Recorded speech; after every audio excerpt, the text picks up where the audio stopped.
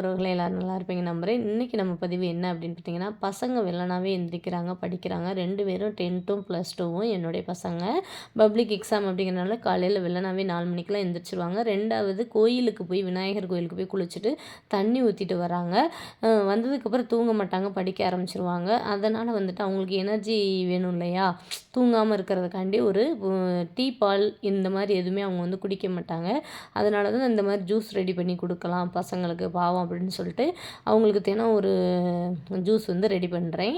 நேற்று வந்து அதாவது எந்திரிச்சதுலேருந்து 4 நாளுமே வந்து அவங்களுக்கு ஒவ்வொரு ட்ரிங்க் கொடுத்துட்ருக்கேன். இன்றைக்கி 2 நாள் 3 நாள் வந்து பீட்ரூட்டு, கேரட் கொடுத்தேன். இன்றைக்கி வந்து நெல்லிக்காயை மட்டும் போட்டு சும்மா 2 3 பீஸ் கேரட் போட்டு நாட்டு சர்க்கரை போட்டு கொஞ்சம் சும்மா ஒரு பீஸ் அளவுக்கு இஞ்சி போட்டு அடித்து வடிகட்டி அவங்களுக்கு ஜூஸ் கொடுத்தேன். இதுதான் நம்ம பதிவு. பிடிச்சிருந்தால் லைக் பண்ணுங்கள், ஷேர் பண்ணுங்கள், கமெண்ட் பண்ணுங்கள். மறக்காமல் நம்ம சேனலை சப்ஸ்கிரைப் பண்ணிக்கோங்க. தேங்க்யூ ஃபார் வாட்சிங்.